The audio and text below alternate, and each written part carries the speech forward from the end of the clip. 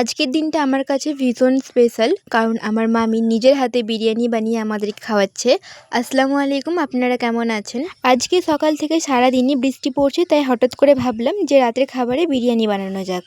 যেই কথা সেই কাজ, ঝটপট বাজারে চলে গেলাম আর সেখান থেকে চাল, চিকেন সব কিছু মশলা নিয়ে চলে আসলাম। সবার ফার্স্টে আলুটাকে ভেজে এক সাইডে রাখা হয়েছে, আর এখানে পেঁয়াজ লাল করে আগে থেকে ম্যারিনেট করে রাখা চিকেন দিয়ে মামি ভালো করে কষিয়ে নিচ্ছে। বাইরের রেস্টুরেন্টের খাবার যতই লোভনীয় হোক না কেন, ঘরের তৈরি রান্নায় যে ভালোবাসা, যত্ন, পরিচ্ছন্নতা থাকে তার কিন্তু কোনো তুলনাই হয় না। নিজেদের ঘরের গাছের পুদিনা পাতা, ধনিয়া পাতা আমি কুচিয়ে রেখেছিলাম, আর সেটাই মাম্মি দিয়ে ভালোভাবে কষিয়ে নিয়েছে, আর এখন সব শুকনো মশলাগুলো দিয়ে ভালোভাবে কষিয়ে নিচ্ছে। আপনারা কে কে আমার মতো বিরিয়ানি খেতে পছন্দ করেন অবশ্যই কিন্তু আমাকে কমেন্টে জানাবেন।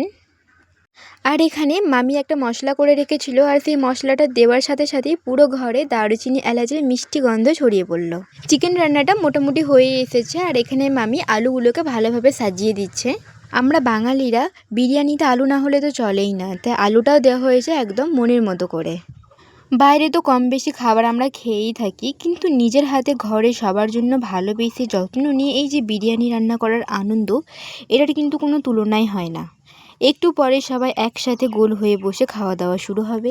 আর এই একসাথে বসে খাওয়ার আনন্দটা আপনারা যারা একসাথে সবাই বসে খেয়েছেন তারা তো জানেনই। আচ্ছা, আজকের এই বিরিয়ানি দেখে আপনাদের কার কার খেতে ইচ্ছা করছে অবশ্যই কমেন্টে জানাবেন। সব সাজানো কমপ্লিট হয়ে গেছে, এখন এটাকে ঢাকা দেওয়া হচ্ছে দমে বসানোর জন্য।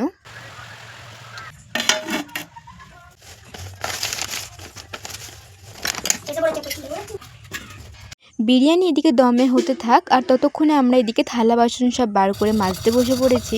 গল্প করতে করতে প্রায় সব বাসনই মাজা হয়ে গেছে।